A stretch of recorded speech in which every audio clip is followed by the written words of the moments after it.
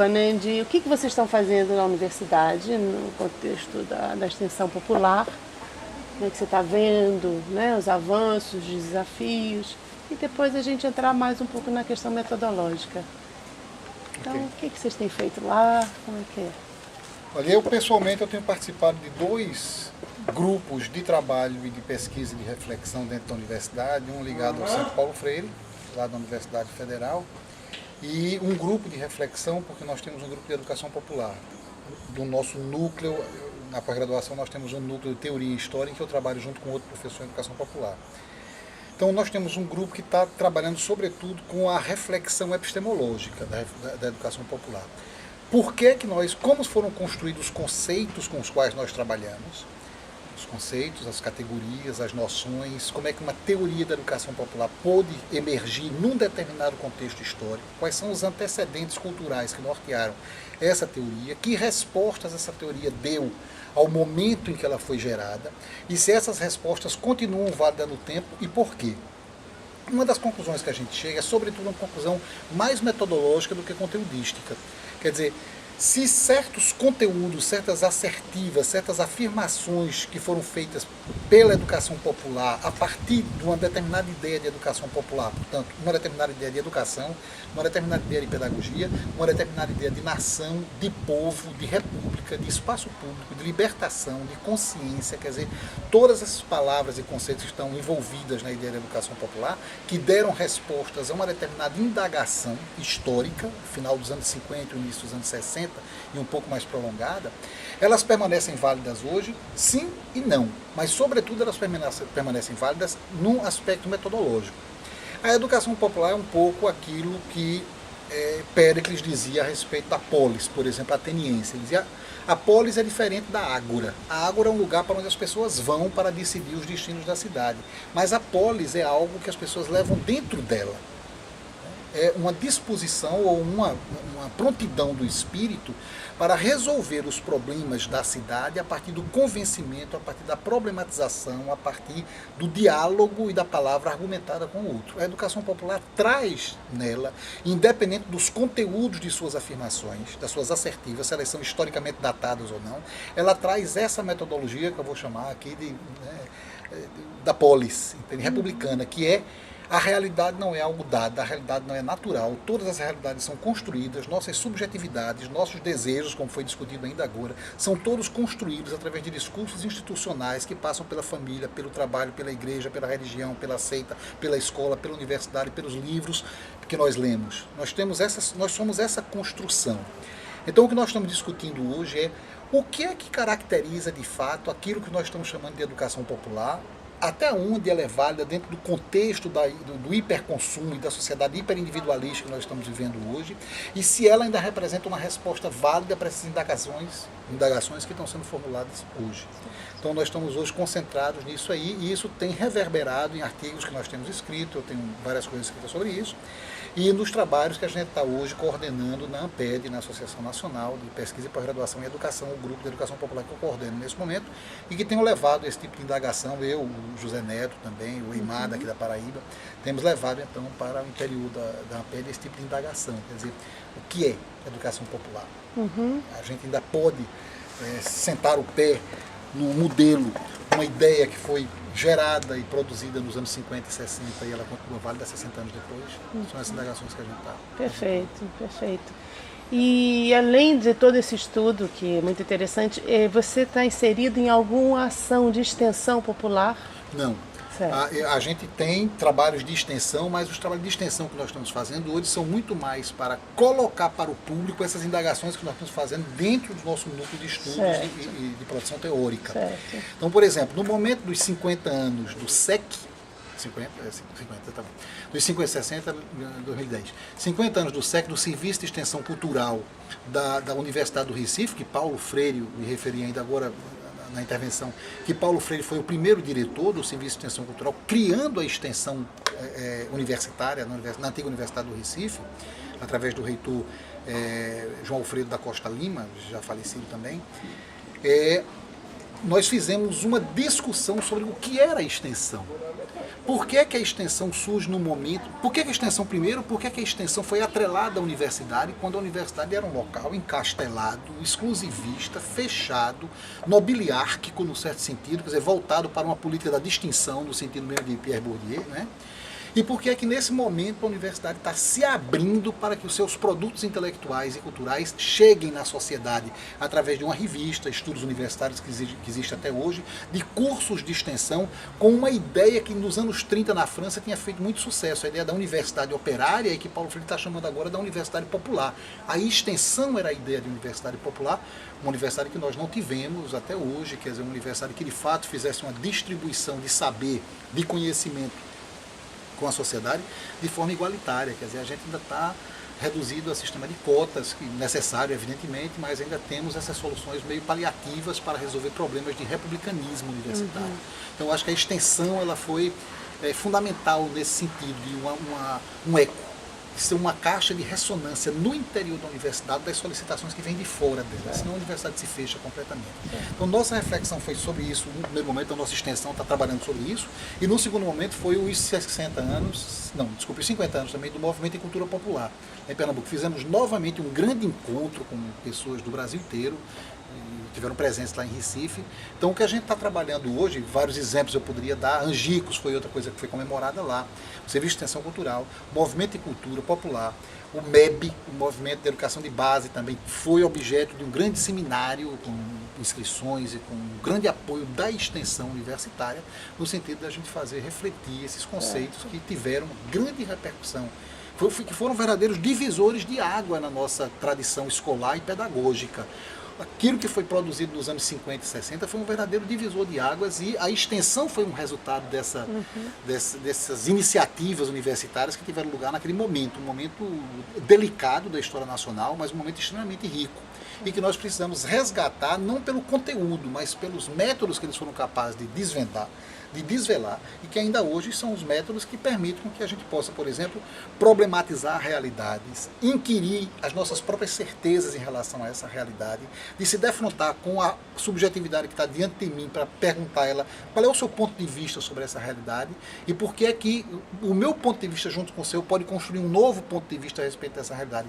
E isso foi uma aquisição, digamos assim, pedagógica, vinda da tradição da educação popular, da tradição dialógica da educação popular, entendendo a palavra dialogia, que não é o contrário de monólogo. Diálogo não é o contrário de monólogo, né? Senão não seria monólogo, não seria diálogo, seria duólogo. Né? Dia em grego significa travessia. Então alguma coisa está sendo atravessada pela palavra, dialogia. E o que está sendo atravessado pela palavra são as nossas experiências comuns, cada uma dessas experiências vistas de um ponto de vista diferente, mas que nós podemos chegar a um sentido dessa realidade comum, e a partir do qual nós podemos, então, trabalhar sobre essa realidade. A ideia da pesquisação, que você tinha perguntado, tem exatamente essa função. Eu ia lhe perguntar se a gente poderia chamar essa metodologia, ou esses traços metodológicos que você tão bem aponta, como uma concepção, uma metodologia, um método de pesquisação? Sim, sem dúvida. Eu acho que a ideia da pesquisação, que é uma ideia latino-americana, quer dizer, a gente fala muito de colonialidades, mas nós temos na América Latina a emergência de ideias, de teorias, de representações da realidade que são genuinamente latino-americanas, como, por exemplo, coisas como a teologia da libertação, a pedagogia do oprimido, uma teoria da dependência, né, a pesquisa-ação.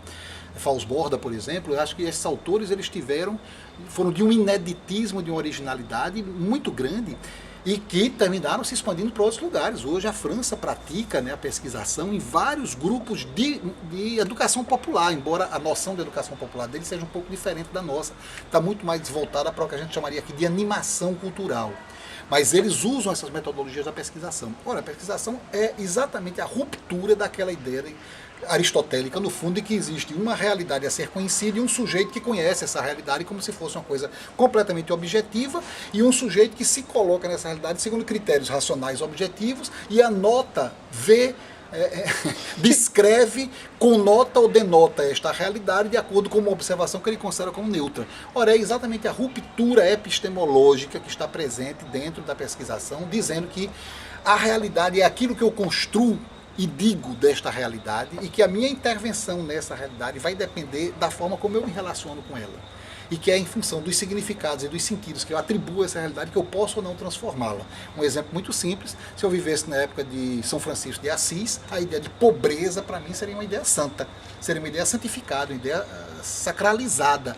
E ser pobre era estar muito mais próximo de Deus, portanto havia algo de digno e algo de bom na pobreza. Mas se eu falar da pobreza hoje nesses termos, eu preciso entender a pobreza hoje como algo vergonhoso. Uma sociedade que atingiu o padrão tecnológico e cultural como o nosso, a pobreza é algo vergonhoso. Não é estar mais perto de Deus. Veja como o mesmo conceito, a mesma ideia de pobreza terminaram recebendo semantizações completamente diferentes ao longo dos séculos.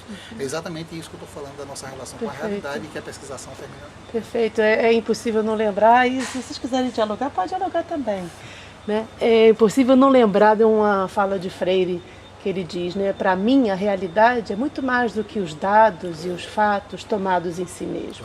Ela é todos esses dados e todos esses fatos e mais a percepção que deles tenha a população neles envolvida. Né? Entre nós e a realidade se instaura uma coisa interessante, as palavras. Havia uma passagem de 100 anos de solidão, né? E Garcia Marques, que é em Macondo, né, que uma bactéria, na verdade, uma doença, terminou provocar uma estranha patologia na população, que foi o esquecimento.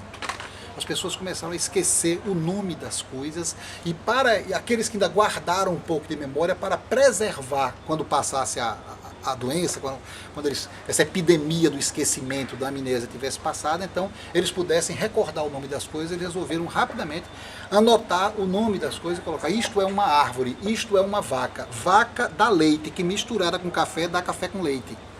Então eles resolveram fazer isso. Mas o que é que ele estava querendo dizer?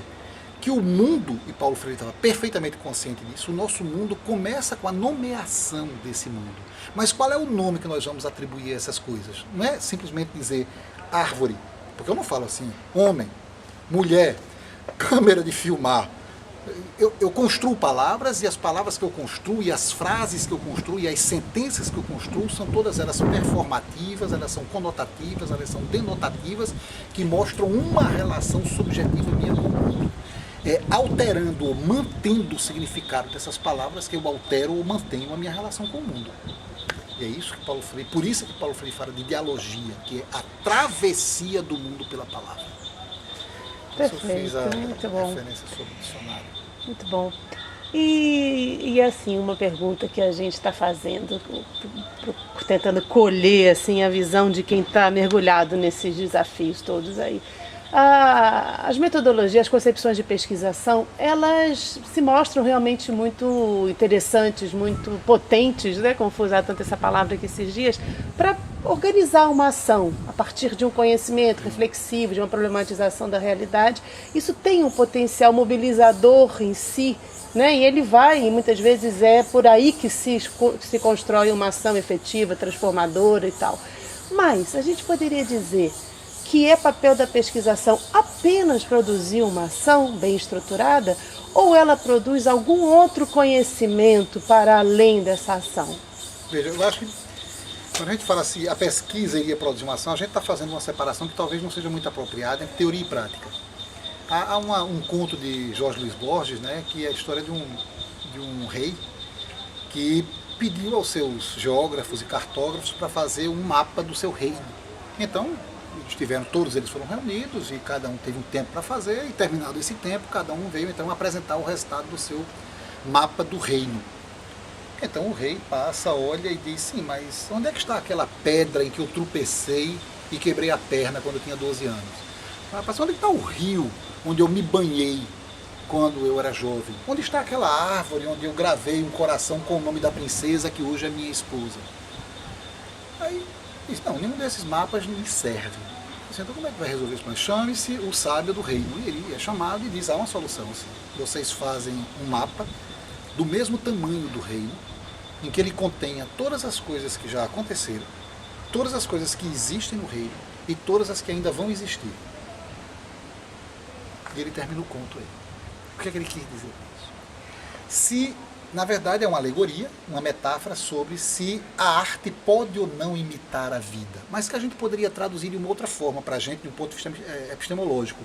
Uma teoria pode ser igual à realidade.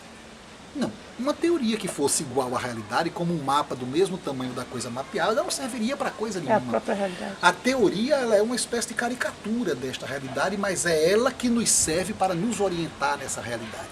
Então, a própria teoria já é uma realidade prática. Produzir uma teoria é uma prática. Fazer uma pesquisa é uma ação prática que envolve uma determinada concepção do que é conhecimento, do que é realidade, do que é a relação de cognoscência com a realidade.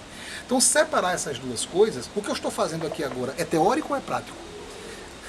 As duas coisas, na verdade. Né? Há teorias, mas essas teorias estão sendo praticadas sob a forma de um discurso que eu estou fazendo para você. O meu discurso é um discurso prático. Então, essas duas coisas estão muito juntas. Então, o pesquisador está movido por práticas sociais, movido por teorias que orientam suas doutrinas e suas convicções, e as pessoas e a realidade que ele vai pesquisar é uma realidade construída praticamente, digamos assim, por ele. Né? Essa árvore vai existir para mim como objeto de pesquisa se eu for um botânico que vejo a árvore como um objeto de pesquisa. Eu retiro ela da natureza imensa que está em volta para avaliar apenas a sua qualidade biológica, a sua natureza química ou fisiológica dessa árvore, mas é uma produção minha. Quando eu escolho os elementos da classe popular, isso é uma prática ideológica e doutrinária minha. Então, por que ele e não o outro? Por que não o dominante? Por que analisar uma escola de periferia e não a escola da elite? Eu estou fazendo escolhas. Então, todas as minhas opções teóricas são informadas por escolhas sociais. Elas são práticas também. Certo. Então, nesse sentido, toda pesquisa envolve essa ação. É isso de ação. Certo.